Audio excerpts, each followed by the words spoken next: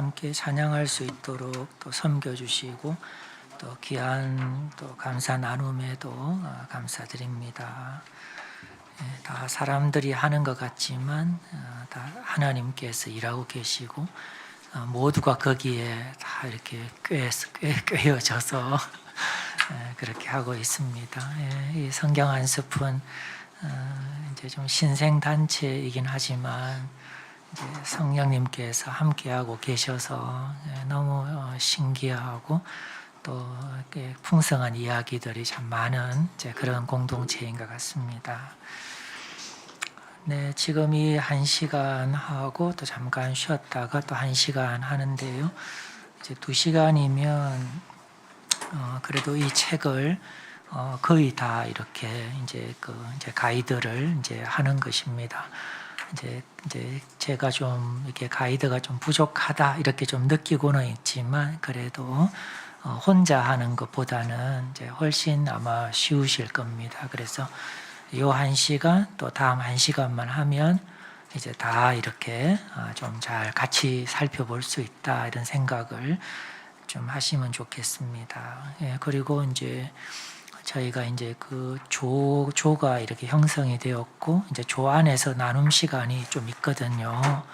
이제 단체 사진 찍고 이제 가시지 말고 조 나눔도 하시면 이제 좀 더 이게 연결이 되고 좀 통합이 되고 하면서 또 우리가 가져갈 것이 한 가지라도 더 생깁니다. 그래서 뭐 다 됐어 이제 그렇게 하지 마시고 또 이게 또 날마다 오는 기회가 아닐 수가 있어요. 이런 이제 뭔가 하나님의 이런 이제 은총을 입는 게 우리 본의가 아니거든요. 그러니까 딱 그 기회 놓치면 조금 아쉬운 그런 게 있어요. 그러니까 이제 아주 특별한 선약이 있거나 긴급하지 않으시면 단체 사진 찍고도 다 이렇게 조모임까지 하고 가시면 좋겠습니다. 아무튼 이 책은 이제 다양한 그 측면에서 이제 하나님의 뜻 안에서 살아가는 것, 이제 그런 것들을 이제 이야기를 하고 있는데요. 이제 하나님의 뜻이라고 이제 포괄적으로 이야기는 되지만 이제 구체적인 그 하나님의 뜻이다. This is the will of God. 이렇게 분명하게 언급된 말씀들이 이제 계속 나오고 있습니다. 그 중에 첫 번째 나왔던 게 그 마태복음 6장 33절이었죠. 너희는 먼저 그의 나라와 그의 의를 먼저 구하라. 이 말씀. 이제 큰 어떤 인생의 어떤 그 방향 설정, 기본 윤곽이 제시가 된 것입니다. 그거를 잘 생각할 필요가 있고 두 번째 나왔던 게 로마서 12장 1절에서 2절이죠. 너희는 이 세대를 본받지 말고 이렇게 하면서 변화를 받아 하나님의 선하시고 온전하시고 기뻐하시는 뜻 이것을 분별하라 이런 이제 말씀도 있었고 그 다음에 이제 좀 토막토막 나왔지만 또 하나가 십계명을 이런 우리의 어떤 하나님의 뜻을 이루는 삶의 방편으로 활용할 수 있다. 이제 그런 내용들도 있었습니다. 네, 지금은 이제 그 7장인데요. 같이 보도록 하겠습니다.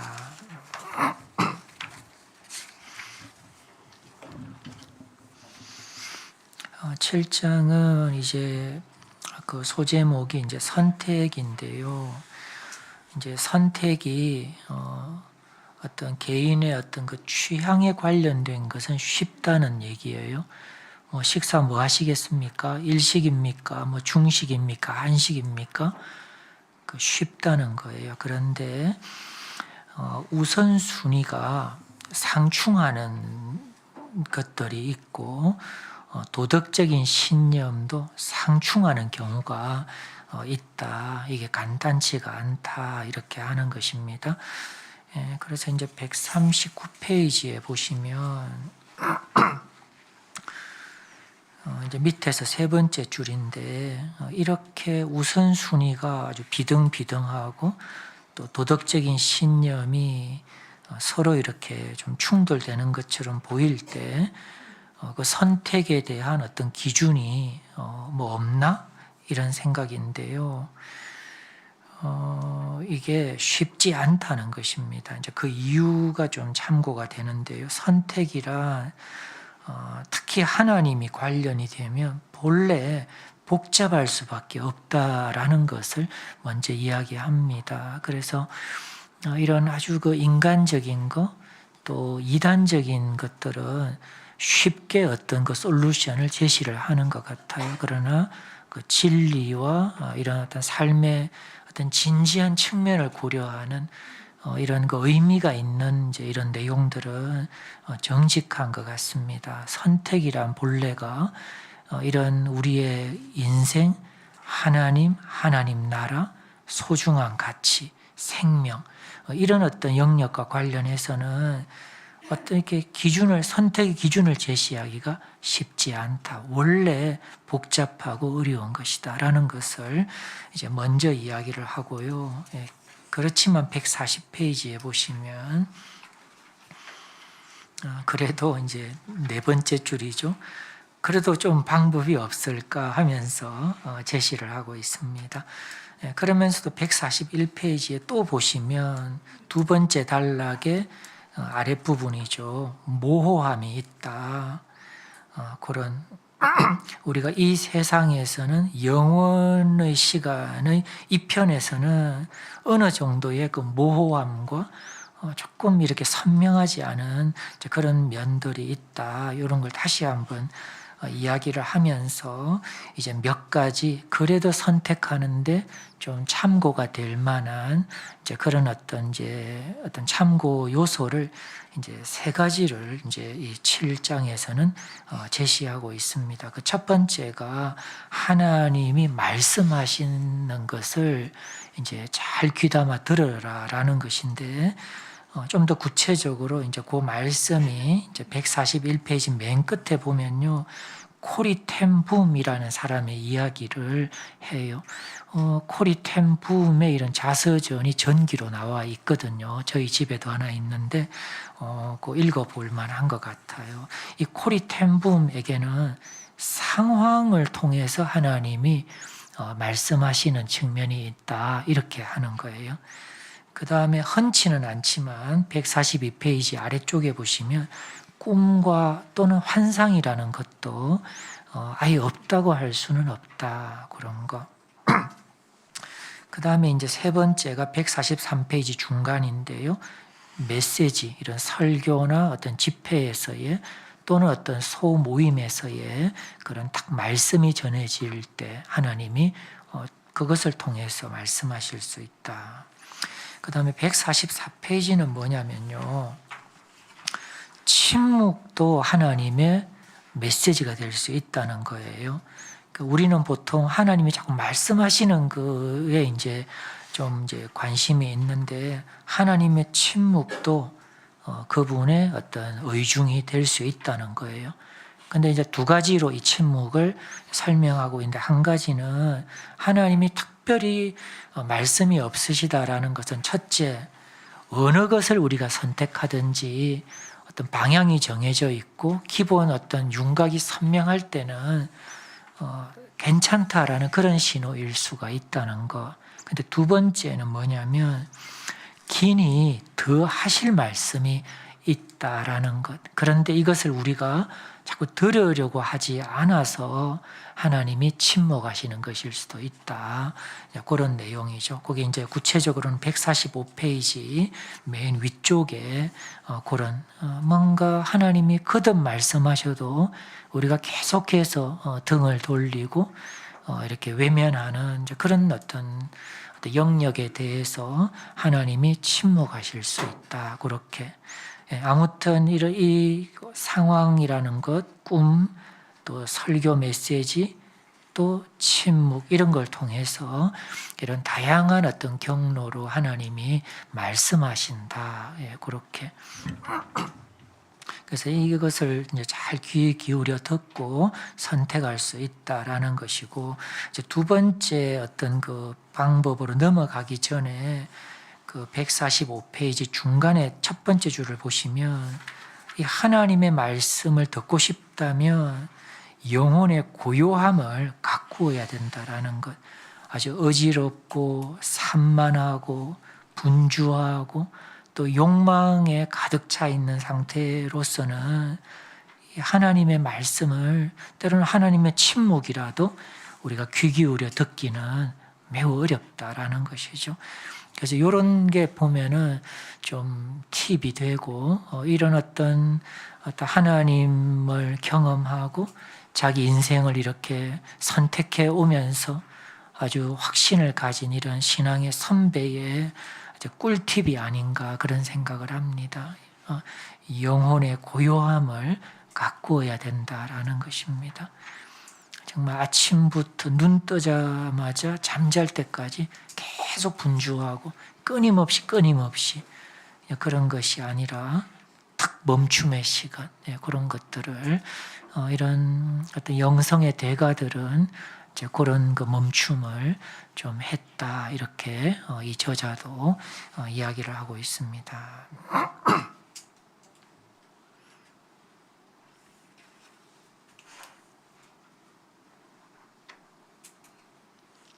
네, 그다음에 두 번째 이제 참고 내용이 뭐냐면요, 하나님의 큰 그림을 이게 살펴라라는 것입니다. 여기 이제 146페이지는 하나님의 더 큰 목적이 이렇게 되어 있는데, 저는 이제 그냥 그 가이드의 자격으로 그림으로 바꿨어요. 하나님의 더 큰 그림으로 제가 막 바꿨는데 양해를 구합니다.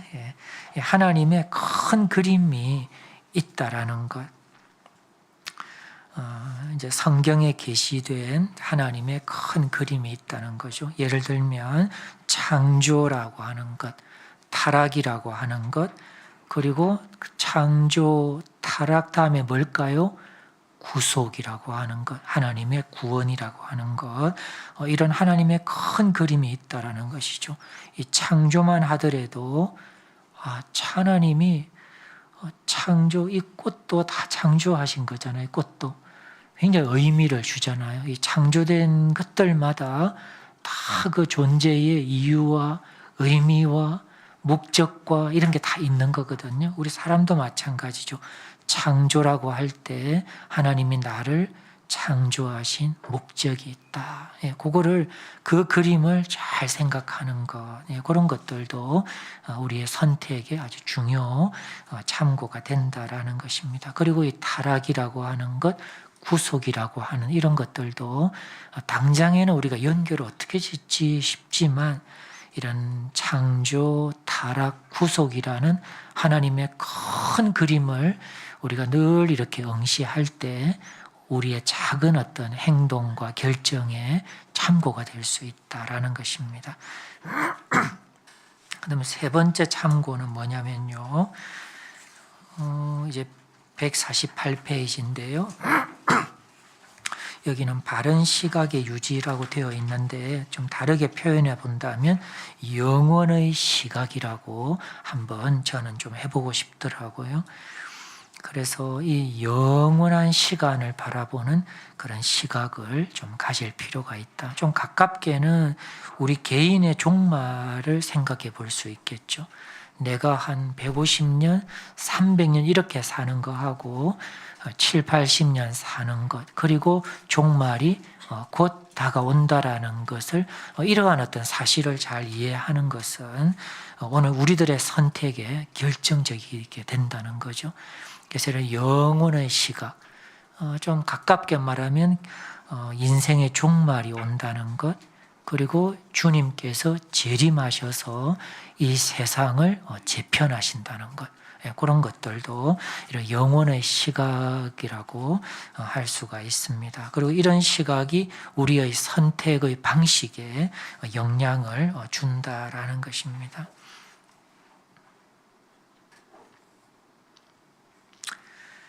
그래서 이제 구체적인 이제 사례가 있는데요. 그 148페이지 중간점을 보시면요, 영원한 시각은 우리의 선택에 영향을 미친다. 그것은 급한 일보다는 중요한 일을, 원하는 일보다는 필요한 일을, 즐거움보다는 섬김을, 일보다는 사람을, 이렇게 이런 영혼의 시각을 갖는다는 것이 이런 식으로 구체화될 수 있다라는 것을 조금 제시를 하고 있습니다. 아주 참고가 되는 그런 좋은 사례라고 생각이 됩니다. 그리고 149페이지는 뭐냐면요. 세 번째 줄에 건강한 신앙 공동체에 속하는 것도 도움이 된다라고 했는데요. 이 세 가지를 안다고 내가 다 이렇게 섭취하기가 쉽지가 않습니다. 하나님이 말씀하시는 것, 또 하나님의 큰 그림, 그리고 영혼의 시각, 이런 것들이 워딩은 쉽지만 내가 이제 내 것으로 이렇게 가져간다라는 것은 또 다른 차원이고 또 다른 과업이 되거든요. 그런데 건강한 신앙 공동체에 속하고 헌신하면 도움이 된다라는 것을 이야기를 합니다. 예.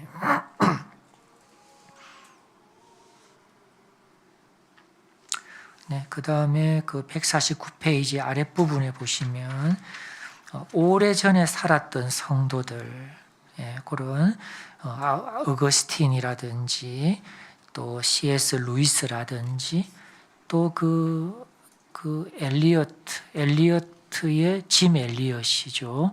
또 사모님, 또 엘리자베스 엘리엇, 이런 분들이 자기의 어떤 그 인생의 좀 경험 속에서 정말 정직하게 정말 고뇌하고 승리하고 울고 웃었던 그런 이런 그 하나님의 어떤 인도를 받았던 하나님의 뜻을 살아냈던 그런 경험들이 이제 있다라는 거죠. 도움이 된다라는 것입니다. 여기 3층에도 여기 이제 교회 그 조그마한 서재가 있는데 거기에 꽤 많은 전기들을 이렇게 비치하는 것으로 알고 있습니다. 홍보였습니다. 그 다음에 이제 150페이지에서 153페이지는요, 이제 우리가 선택을 하게 될 때 이 선택이 성공적인지를 이제 평가를 이제 하는데 어떤 결과를 가지고 이 성공과 실패를 결정할 수 있냐라는 건데 그럴 수 없다라는 것입니다. 그러니까 성공 결과가 좋다고 해서 우리의 선택이 좋다는 것도 아니고 결과가 좀 예상과 다르고 또 좀 사람들이 보기 안 좋다고 해서 실패가 아니다라는 것이죠. 좀 복잡해서 저도 당장에 다 알아가려고 생각은 안 하는데요. 150페이지 밑에서 6번째 줄에 보면 그 결과를 가지고 이게 성공이냐 실패냐를 평가하기보다는 성공과 실패의 그 내용에 따라서 그 의미에 따라서 우리의 선택이 잘했는지 잘못했는지를 좀 평가할 수 있다. 그런 식으로 조금 내용적으로 접근하는 것을 볼 수 있습니다. 그리고 이제 또 덧붙이는 이제 그 결론이 뭐냐면요. 155페이지인데요.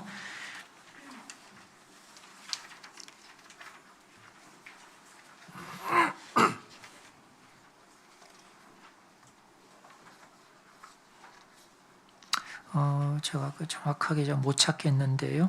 이 155페이지는요. 일이 앞으로 어떻게 풀려나갈지 아무도 알 수 없다라는 것입니다. 단기간에 어떤 그 평가, 단기간에 보이는 것으로 이렇다 저렇다고 하기가 어렵다라는 거, 잠정적으로 할 수 있을 뿐이지 일이 앞으로 어떻게 풀릴지는 아무도 모른다라는 것입니다. 다시 152페이지로 돌아오셔서요. 아주 이렇게 정말 적어놓고 싶은 문구인데 152페이지 그 중간점에 보시면요. 가장 중요한 것은 하나님이 내 삶에 역사하고 계심을 믿는다는 것이다. 그분은 구속의 이야기를 써내려 가시는 중이다. 그렇게. 그래서 이야기는 아직 끝나지 않았다라는 것을 이렇게 저자가 이야기를 하고 있습니다. 그래서 하나님이 함께 하신다면 우리가 하나님의 그 도움과 손길을 의지하는 한 잠정적으로 일이 어떻게 되느냐에 따라서 우리의 선택을 평가할 수 없다라는 것입니다. 우리가 하나님을 의뢰하는 한, 그분의 손길이 우리를 위하시는 한 이야기는 아직 끝나지 않았다라는 것이고, 더 적극적으로 할 수 있는 말은 때로 우리의 선택이 정상적인 판단일 수도 있지만 우리의 한계에 의해서, 우리의 실수에 의해서 우리의 그런 선택이 내려질 수도 있는 법이거든요. 그런데 하나님이 우리와 함께 하시는 한, 우리가 때늦게라도 하나님을 의지하는 한 우리를 향한 그분의 구속의 이야기는 계속 진행 중이라는 것이고, 끝내 승리와 환희의 이야기로 매듭짓게 된다는 것을 이 저자가 이렇게 말씀을 하고 있습니다. 이 152페이지는 잘 하이라이트를 하셔서 좀 살펴보시면 좋겠습니다. 8장으로 넘어가겠습니다.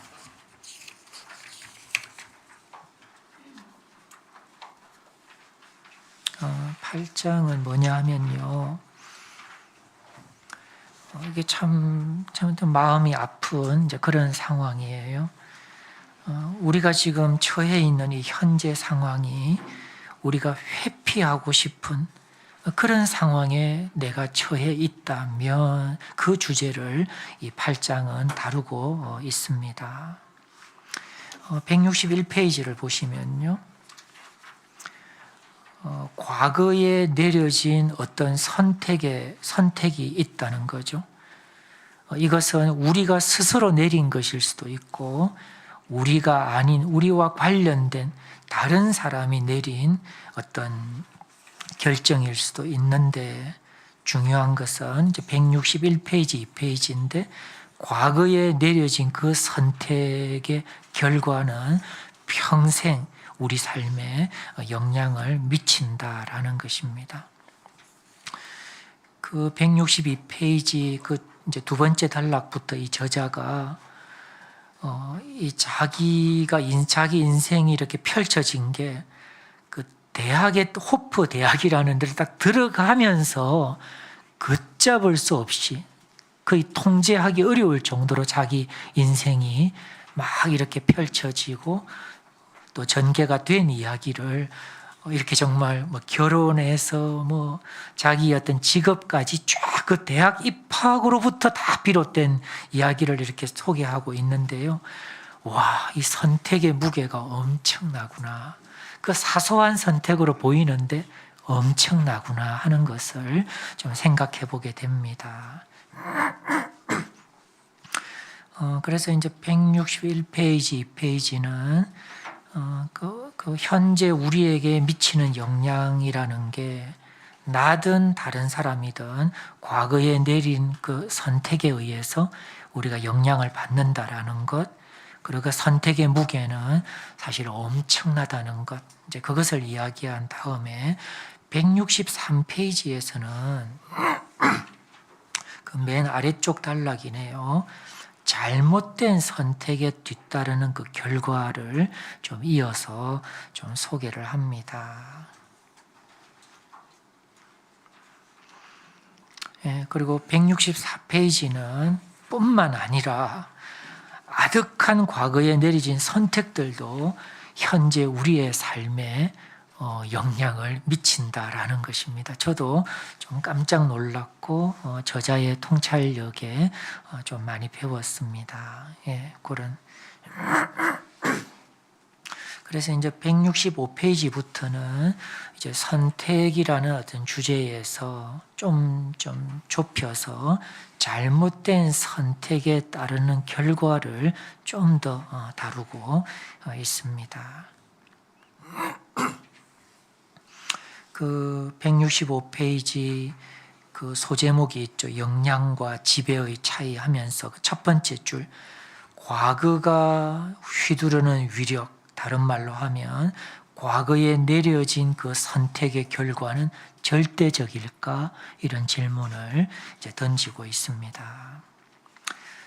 그래서 이제 그 코리 텐붐도 그렇고 여기 이제 빅터 프랭클 이야기도 나오는데 아주 삶의 그 진지한 관찰자들이고 또 정말 몸소 그 어떤 어려움들을 겪어낸 그런 대표적인 이제 신앙의 선배들인데 이제 빅터 프랭클이 이제 관찰을 해보는 거죠.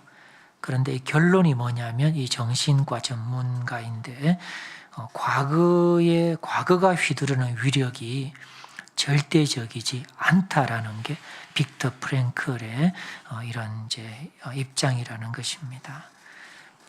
좀 적지 않은 경우에는 과거가 휘두르는 위력을 벗어나지 못한 채 살아가는 경우가 많지만 그렇지 않은 사람들도 있더라라는 것이 이 빅터 프랭클의 이제 경험입니다.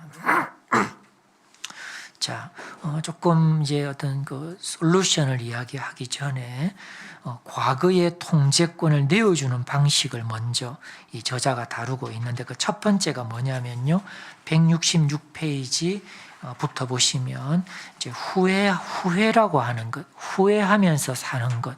이것이 과거가 휘두르는 위력에 자신을 내어주는 대표적인 것이라고 합니다. 후회라는 것이죠.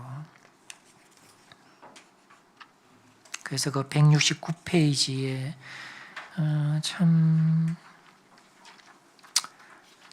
이 어떤 동서고금의 모든 문학을 통틀어서 가장 슬픈 탄식, 다윗의 그 아들의 죽음에 대한 다윗의 탄식을 이렇게 좀 소개를 하는데요. 이제 후회라는 것이죠.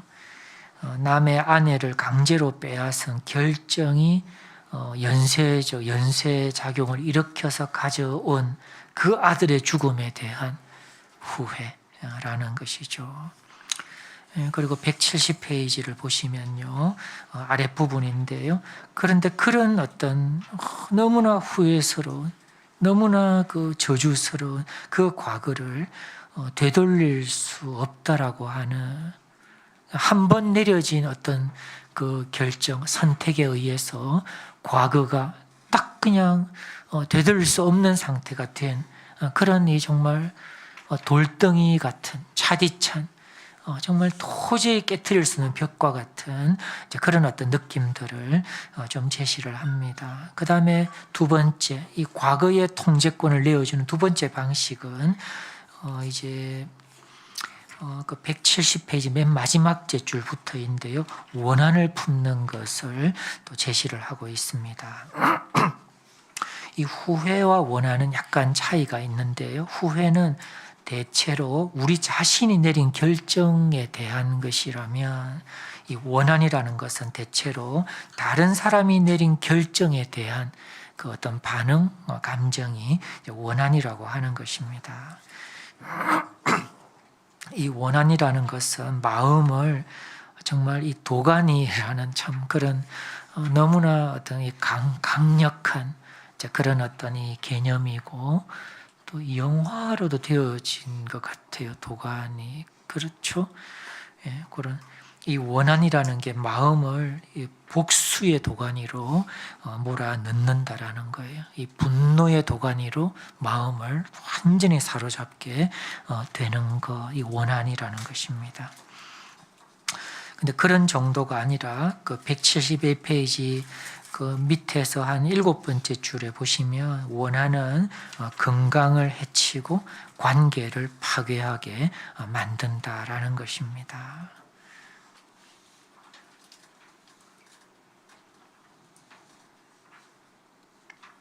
그래서 173페이지에 보시면 이제 첫 번째 줄이네요. 피해를 당한 자가 이런 분노하고 원한을 느끼는 것은 일정 부분 정당성이 참작이 될 수도 있다라는 것도 언급을 합니다. 그런데 그 두 번째 단락에 보시면 그렇다고 해서 정당성이 참작된다고 해서 그 자체로 행복하지는 않다라는 것을 덧붙이고 있습니다. 이 증오하고 복수심에 불타고 이 원한을 갖는다는 것은 전혀 행복하지 않다라는 것입니다. 여기 173페이지 두 번째 단락부터 보면요, 고립시키죠, 외로움을 주죠, 그리고 강박에 사로잡히게 하죠. 예, 그런 식으로 하고 174페이지에는 그것이 자기 대에서 끝나지 않고 자녀들에게도 악영향을 사실은 물려주는 그런 측면이 있다라는 것이죠. 한번 생각해 정리해 보십시오. 이 원한이라는 것이 건강을 해치죠. 마음의 그 독을 품고 어떻게 건강할 수가 있습니까? 관계를 파괴하죠. 고립시키죠. 강박적이 되죠. 그리고 자녀들에게도 이것을 물려주게 되는데 그 대가가, 이 원한의 대가가 실로 어마어마하다라는 것을 이 저자가 좀 제시를 하고 있습니다. 그리고 이제 더 마음이 아픈 것은 174페이지인데요. 그 밑에서 네 번째 줄이죠. 후회도 원한도 이미 일어난 과거의 일을 달라지게는 못한다라는 것을, 못을 박는 듯한 그런 설명입니다. 그리고 175페이지에 보시면요, 위에서 두 번째, 세 번째 줄이죠. 파멸로 몰아가고 강박에 완전히 포로가 되어서 질식할 정도로 강박에 사로잡히도록 이제 한다라는 것이죠.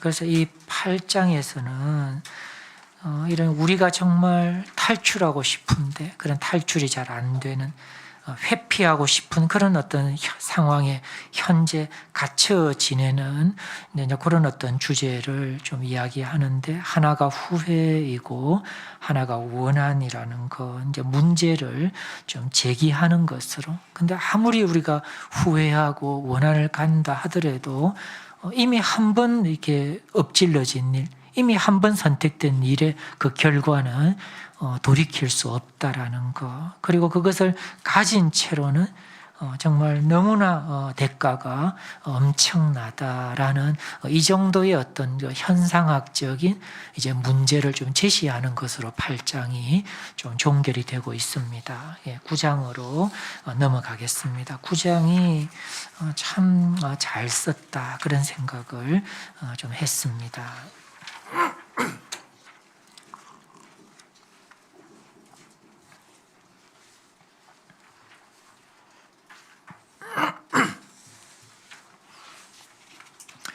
구장은 과거를 구속함이라는 주제를 이제 붙이고 있습니다.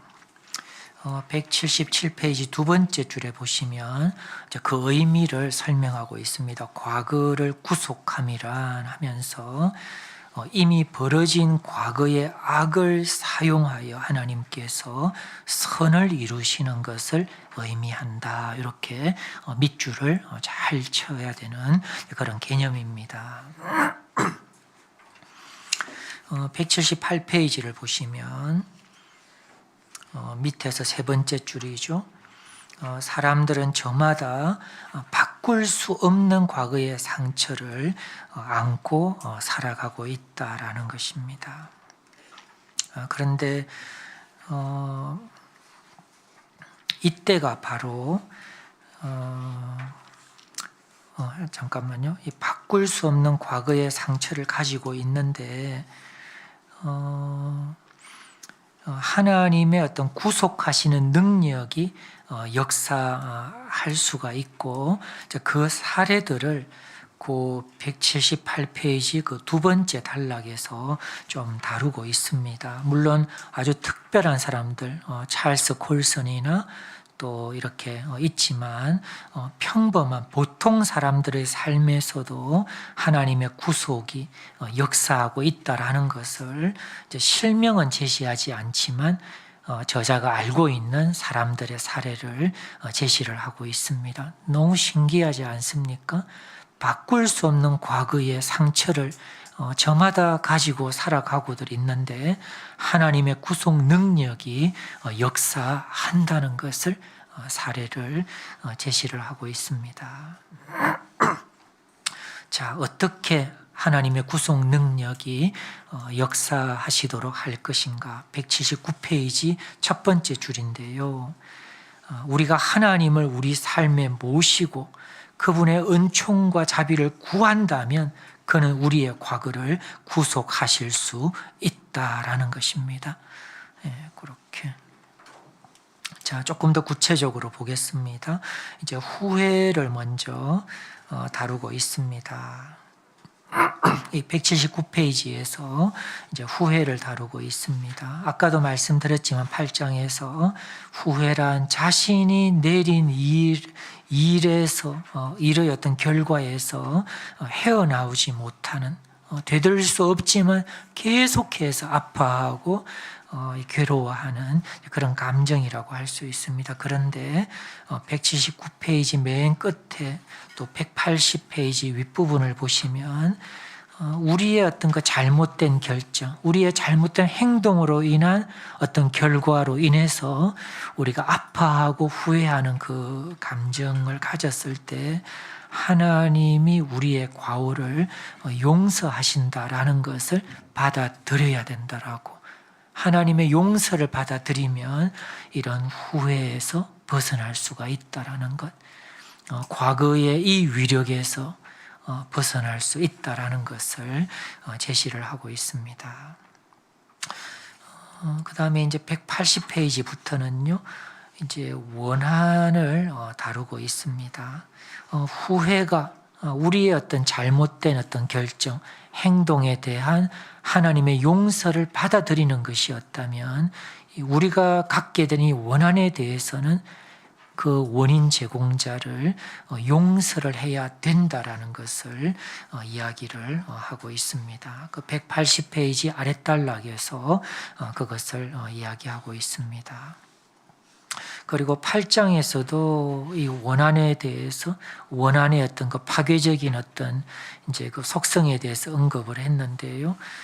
여기 180페이지에도 보면 여기 둘째 요 부분이죠. 우리는 기꺼이 용서해야 한다. 원한은 후회 못지않게 영혼의 파멸을 초래할 수 있다.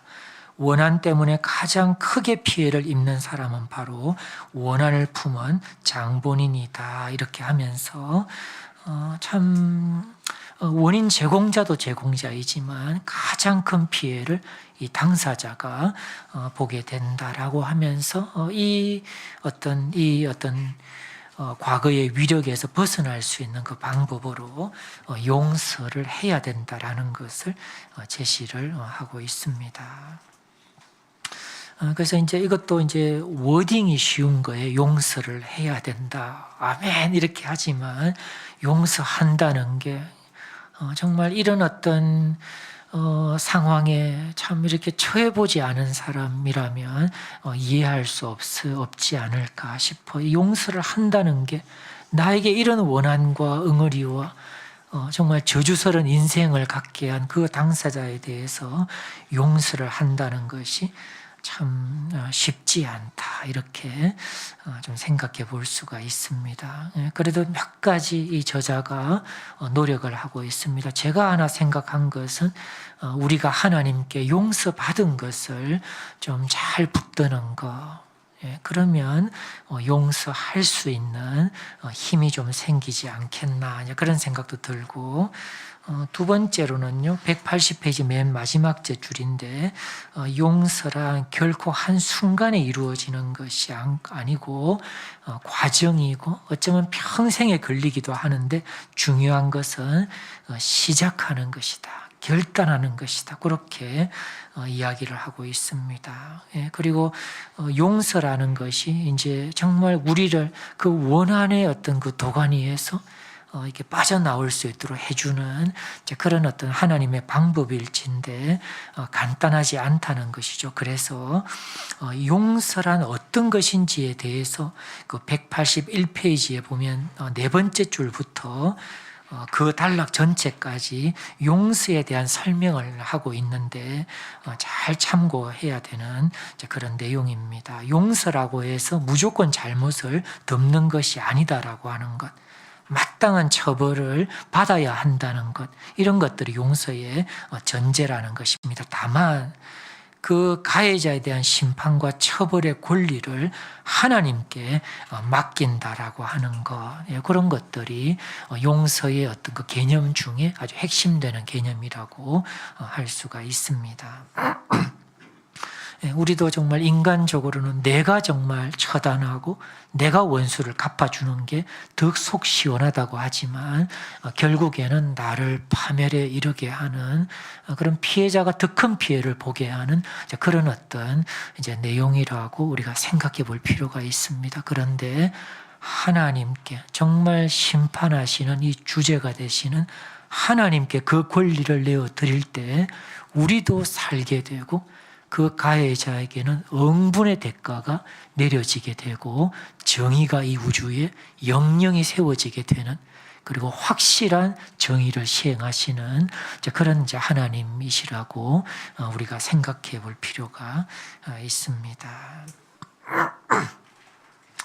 그리고 아무튼 이제 그 181페이지 밑에서 네 번째 줄에 보시면 용서라는 것, 용서를 받아들이기도 하고 또 용서를 해주기도 하는 이런 과정을 통해서 하나님의 은혜가 작동한다라는 것입니다. 그리고 많은 정의를 세우고 우리의 상처를 치유하고 갈기갈긴 그 찢긴 마음에 새살이 돋게 하는 그런 하나님의 그 치유가 시작이 된다라는 것을 이제 181페이지 아랫부분에서는 좀 적고 있습니다.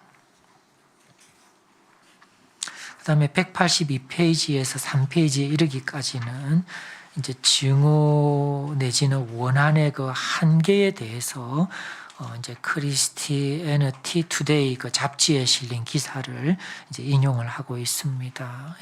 자기가 너무 소중한 그런 친구가 이제 살해당하게 된 그 살인범에 대해서 이제 원한을 품게 된 이제 그 다이앤의 이야기인데, 이 내용을 읽어보시면 이런 원한과 증오는 한계가 있다라는 것을 이 다이앤이 깨달은 것을 볼 수 있습니다. 그래서 다이앤도 정말 그 어떤 한계에 부딪혀서 정말 이러지도 저러지도 못하고, 근데 자기도 정말 그 자기의 그 원한의 독소가 자기의 마음과 삶을 다 파괴하는 그 어떤 극한의 상황에서 하나님의 어떤 도우심으로 용서를 이제 결단하게 되고, 그 용서는 그 결단함으로 완성된 것은 아니고 그 용서의 그 과정이 필요했고 정말 긴 어떤 시간이 필요했지만 용서했을 때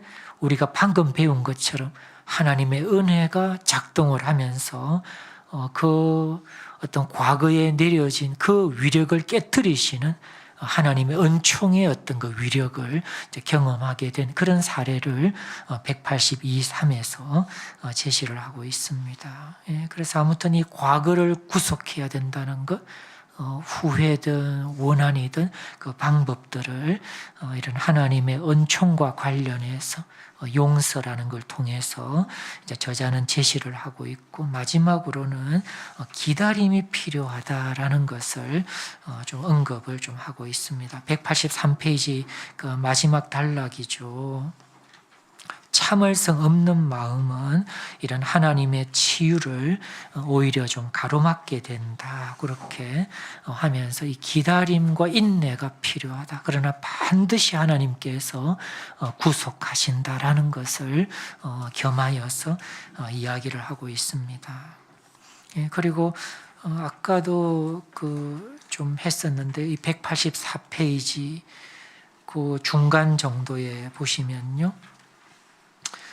하나님은 바로 그 순간 우리의 삶 속에 구속의 사역을 시작하신다. 우리의 승리와 성으로 끝나는 이야기를 쓰실 것이다. 하나님은 과거가 우리에게 미친 결과를 마침내 복의 형태로 돌려놓으실 것이다 하면서 하나님의 구속이 시작될 것이고 완성하실 것을 이렇게 선포하고 있는 것을 우리가 보게 됩니다. 그리고 그 제럴드 시처가 이제 184페이지 그 마지막 단락이죠. 내 과거의 구속의 어떤 타이틀 아래에서 자신의 이 부모님 각각이 과거에 내렸던 결정으로 인한 그 어떤 이 어떤 위력, 과거의 어떤 그 잘못된 결정으로 인한 어떤 그 위력에 노출된 그런 사례들을 정말 있는 그대로 적고 있는 것을 보게 됩니다. 그래서 처음에 이 제럴드도 자신의 부모님의 그 인생을 이렇게 보면서 비극으로 그 수치로 끝날 수 있는 이야기라고 평가하고 있습니다. 구속의 희망이 도저히 보이지 않았다라는 것입니다. 그런데 하나님의 임재가 모든 것을 바꾸어 놓았다라는 것을 이제 간증을 하고 있습니다. 그래서 이제 그 191페이지로 이렇게 보시면요. 하나님께서 자신의 이 가정을, 부모님의 과거를 구속하셨다라는 것을 이렇게 선언을 하고 있습니다. 물론 이 제럴드가 이 9장에서 이야기하는 용서를 받아들이고 또 용서를 하고 그리고 기다림, 이런 어떤 내용들은 그 부모님의 과거를 하나님이 구속하시는 그 과정에서 아마 다 적용이 되었을 것입니다. 그러면서도 이 191페이지의 그 5번째 줄에 보시면 자신의 이야기는 하나의 사례에 불과하다라는 것입니다. 자신의 경우는 어찌어찌 하다 보니까 당대의 어떤 그 결과가 윤곽을 볼 수 있었다라고 하지만 당대에 이루어지지 않는 구속의 이야기들도 있다라는 것을 여기에서 암시하고 있습니다. 그리고 이제 그 마지막 부분에 보시면 아무리 멀고 어렵고 복잡하다 하더라도 구속을 하나님께서 이루실 것이다라는 것을 여기에서 이 저자가 밝히고 있습니다. 한번 따라해 보실래요? 아무리 멀고 어렵고 복잡해도 구속하신다. 네, 그것을 이제 191페이지 아랫부분에서 이렇게 적고 있습니다. 네, 이런 과거를 구속하시는, 우리의 잘못 내리진 결정이든 아니면 우리가 아닌 다른 사람이 내린 결정이든 아니면 우리가 정상적으로 내렸는데도 우리가 통제할 수 없었던 어떤 선택에 의한 것이라 하더라도 우리에게 상처가 되고 눈물이 되고 고통이 된 그런 이 과거의 위력이 있을 텐데 우리가 하나님을 의지하고 하나님께 우리를 그분의 손에 도움을 구하면 하나님이 우리의 과거를 구속하실 것입니다. 이런 하나님의 은혜와 역사가 저와 우리 모두에게 있기를 주님의 이름으로 축원드립니다. 10장으로 넘어가겠습니다. 제가 이거 이제 리뷰를 준비하면서 10장은 아주 괜찮았어요. 아까 3장도 어떤 문제 제기를 저는 좀 포착을 하고 좀 짧게 넘어갔는데요. 10장은 더 짧았어요. 그래서 아주 괜찮았어요. 10장은. 이 193페이지부터 196페이지를 통해서 이 저자가 미래의 불확실성을 이야기를 해요. 정말 읽어보면 와, 어떻게 이런 일이 전개가 되지? 정말 꿈도 꿀 수 없고 아무도 예측할 수 없는 그 미래의 불확실성을 이야기합니다. 이제 마틴 루터와 그 사모님이 이제 만나서 이 종교개혁의 소용돌이에 이제 내몰리게 된 그런 이야기들도 있는데 미래의 불확실성의 사례입니다. 이제 한번 생각해 보십시오. 미래의 불확실성, 여기에 대한 우리의 반응.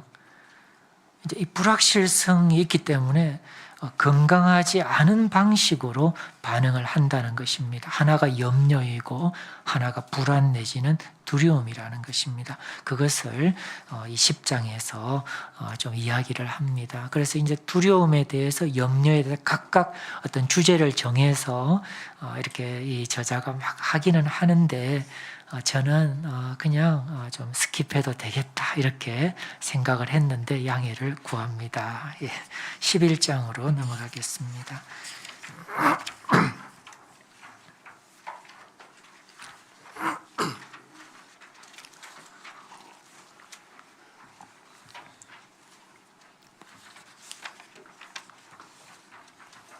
네, 요 11장만 하고 조금 휴식하도록 그렇게 하겠습니다.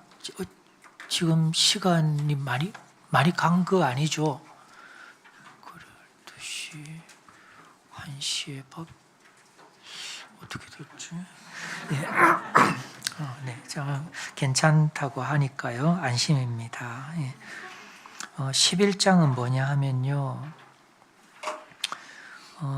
이제 현 순간의 경이라고 했는데 이제 아까 제가 이제 현재의 경이 이렇게 해도 좀 되는 것 같습니다. 이게 왜 현재의 이런 경이로움을 이야기하냐면요. 과거는 우리가 바꿀 수 없기 때문에 그렇습니다. 미래는 불확실하기 때문에 통제할 수가 없기 때문에 우리의 손을 떠난 것입니다. 과거든 미래든.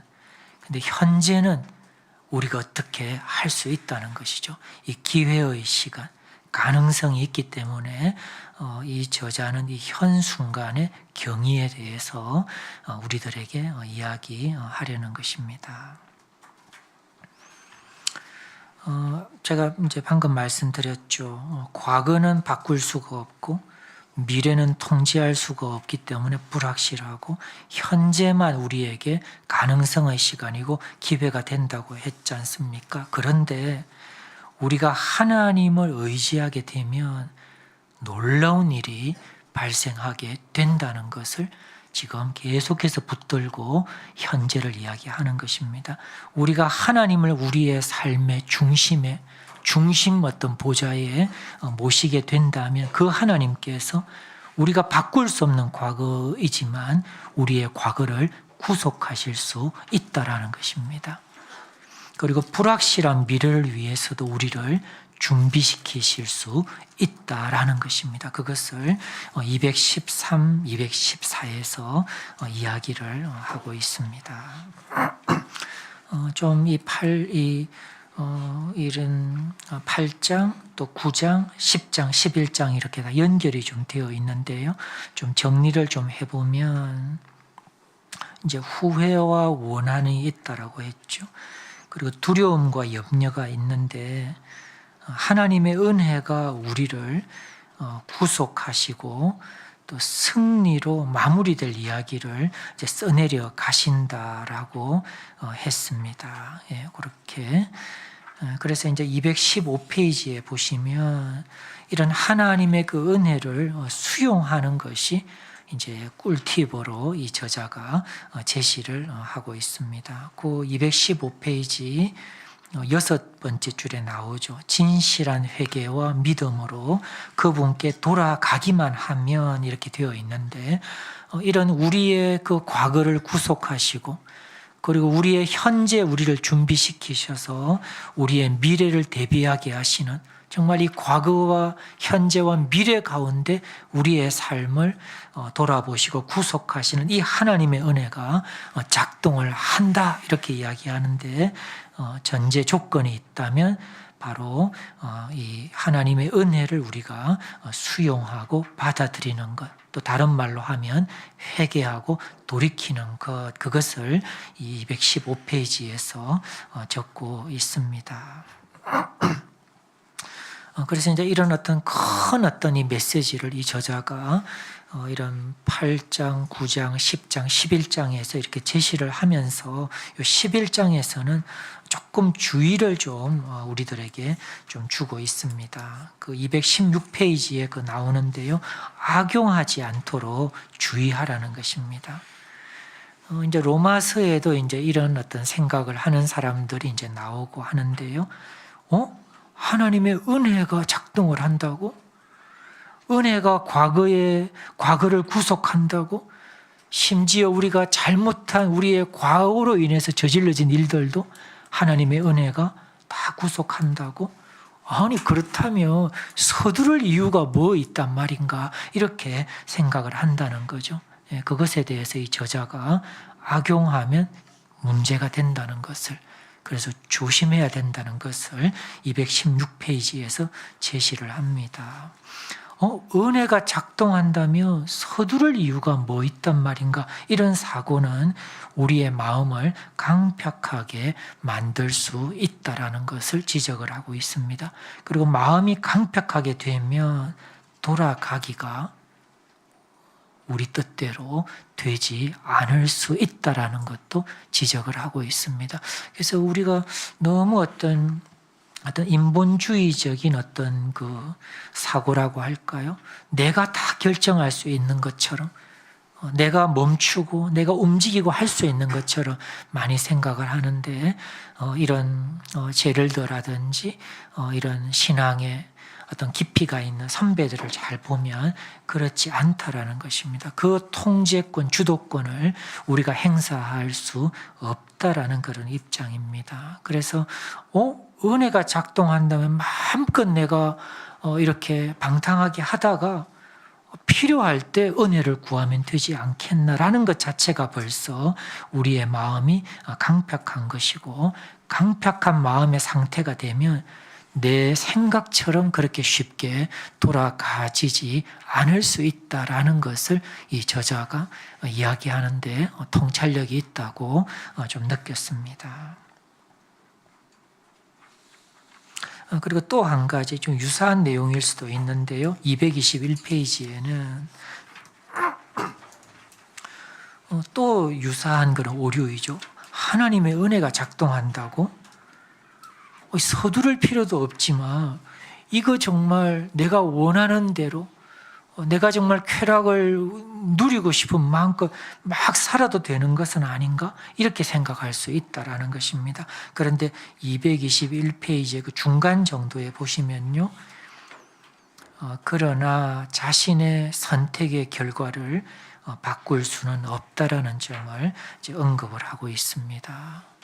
하나님의 은혜가 다행히 정말 하나님의 자비에 의해서 작동한다 하더라도 우리의 선택에 뒤따르는 결과를 돌이키지는 못한다라는 것입니다. 이 점에서 그 남의 아내를 이렇게 간음해서 결국에는 그 연쇄 작용에 의해서 자기의 사랑하는 아들의 죽음 앞에서 후회하는 이런 다윗의 이야기가 좀 연상이 좀 된다고 좀 느꼈습니다. 그 선택에 따르는 결과는, 그 대가는 실로 적지 않다라는 것을 다윗의 사례에서 우리는 참고할 필요가 있습니다.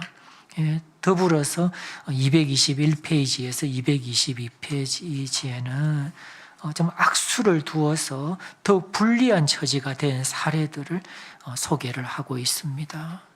이렇게 할 필요가 없다. 이렇게까지 인생을 망치고 꼬이고 이렇게까지 무너지게 할 필요가 있겠냐라는 것을 이제 제시를 하고 있습니다. 그리고 이제 222페이지부터 요 11장의 끝부분은 이제 이 시간의 어떤 이 용어, 이제 이 헬라어에는 이제 시간을 나타내는 두 단어가 있대요. 하나는 크노로스라는 거고 하나는 카이로스라는 건데, 전자는 일상적 의미의 시간이라고 해요. 근데 후자 이 카이로스의 시간은 초월적인 시간 내지는 영원에 연결된 시간, 또 다르게 말하자면 영원히 일상에 침투하는 시간, 하여튼 이런 식으로 좀 영원과 관련이 되고 하나님과 관련이 되어서 이렇게 의미를 가지는 그런 어떤 이 단어가 카이로스라고 해요. 그래서 이제 이 저자가 이 11장에서 이 크노로스와 카이로스를 통해서 우리가 이제 삶을 감당하고 일상을 이렇게 살아가는데 정말 크노로스적인 어떤 시간만 이렇게 흘려보낼 것이 아니라 하나님과 함께 하면서 하나님의 그 은총을, 그분이 우리의 과거를 구속하시는 것들을 경험하면서 카이로스의 시간을 우리가 동시에 좀 살아내야 된다, 살아낼 수 있다라는 것을 좀 이렇게 힌트를 준다고 좀 생각이 되었습니다. 다르게 말한다면 우리의 평범한 일상 속에서 이런 비범함이 있는 시간, 하나님이 함께 하시면 그런 크노로스만 아니라 카이로스의 시간을 우리가 향유할 수가 있고, 평범해 보이는 일상, 정말 늘 다람쥐 쳇바퀴 도는 것 같은 일상일지라도 하나님과 함께 되고 하나님의 그 구속의 역사가 일어나는 시간이 되고, 그리고 영원히 남을 기념비적인 시간이 되는 그런 어떤 카이로스를 우리들에게 좀 제시를 한다고 하겠습니다. 그래서 우리가 이 개념이 좀 저도 좀 생소하기는 한데, 시간이 이런 크노로스의 시간도 있고 카이로스의 시간도 있다. 그래서 우리가 이 인생을 살되, 오늘 하루를 살되 우리가 그저 왔다가 그저 스쳐가는, 그냥 있어도 그만 없어도 그만, 그냥 일주일치 한 달치 별로 내가 소설을 쓴다면 나를 주인공으로 별로 쓸 것이 없는 뻔한 그런 삶이 아니라 영원에 연결된 영원히 기념비적인 그런 이 하나님과 함께하는, 하나님이 나의 인생을 구속하고 하는 그런 어떤 카이로스적인 시간도 우리가 살아가자라는 것. 그런데 꿀팁이 뭐냐면요, 이 카이로스적인 시간 사용을 이제 아무렇게나 누구나 할 수 있는 것이 아니라, 좀 구체적으로 말한다면 멈출 수 있는 사람, 막 다람쥐처럼 돌아가는 것이 아니라 멈춰서 안식할 수 있는 사람, 하나님께 기도할 수 있는 사람, 성경을 읽을 수 있는 사람, 그리고 내 도움이 필요한 사람에게 시간을 내어주는 사람 등등, 이런 식으로 좀 이 카이로스적인 시간 사용의 꿀팁을 이 뒷부분에서 좀 제시를 좀 하고 있습니다. 네, 이런 것들을 좀 참고하시면 좋겠습니다. 네, 잠깐 좀 쉬었다가 이제 마지막 또 시간 갖도록 하겠습니다.